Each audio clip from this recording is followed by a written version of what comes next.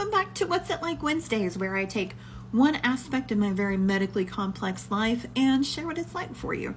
Today, what's it like to communicate with family, friends, medical professionals?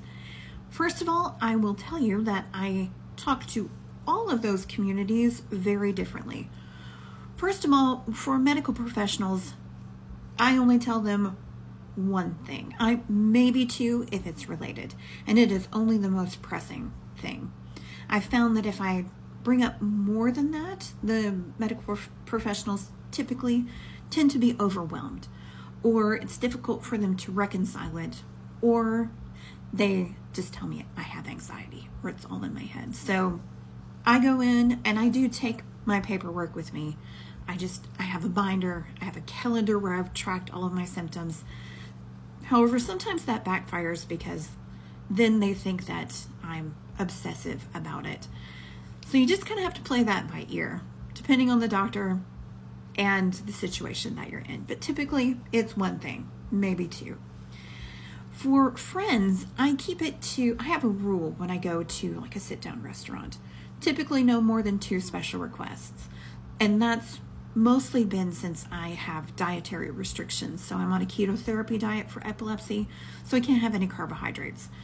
And, I can have fiber, that kind of carbohydrates, but my net carbs have to be really low. So I have to ask for things like no croutons and then substituting pasta for like some kind of vegetable. So I give myself 2 to 3 special requests. I keep the same rule with friends. So I will tell them, and these are only friends that I have been friends with for a really long time that already know my medical history. They know that this has been a struggle for a really long time. So if they ask me a question, I will give them usually 1, maybe 2 sentence reply. If they ask a follow-up question, then I will answer it.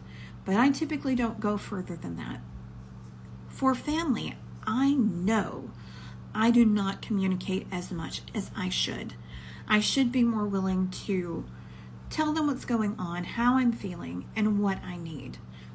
But that's difficult because I would say a lot of people who are disabled and chronically ill fall into a trap of feeling like a burden to everyone around them. Because we ourselves cannot do a lot of things for ourselves, and that can feel not just infantilizing to ourselves, but like we are truly a burden to the people around us. Now, real family, people who really love you, are willing to do those things for you. And I have a fantastically supportive family, and I'm so grateful for that. A lot of people do not. However, I still fall into that trap. And then there are some days I just don't want to talk about it. I spend all day, every day, dealing with this disability and chronic illness. Some days I just don't want to talk about it. I would love to have a vacation from being sick, but you don't really get that when you're disabled and chronically ill. The closest I can get is to not talking about it. So some days I just don't want to talk about it. And I think that's okay as long as you're not hurting yourself in the process. And then I know I will never tell anyone everything that's happening to me, never. Because if we did that, if we sat down and I told them everything, we would never get to anything else. It would go on and on and on and on, because every 5 minutes or so it shifts and there's something new that wasn't there before. And in truth, it could have not ever been there before. It would just go on.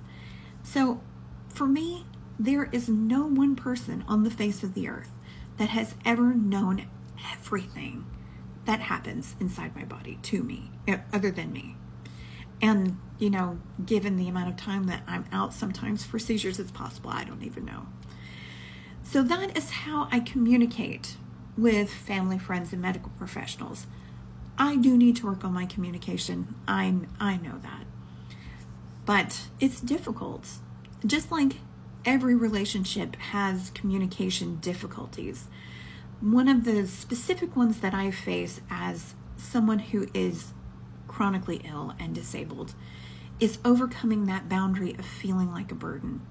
And it doesn't matter how many times someone sits down and says, "What do you need?" It has nothing to do with the other person. It is 100% me. It is internal ableism that I possess. And I'm having to dismantle that, just like everybody else in the world. We all have biases, and I would say in everything. And we have to work through that on our own. I feel like I'm getting better with that. But it takes a while. It takes time, and it takes a lot of practice. If you have any questions, feel free to drop them in the comments, and I will talk with you later.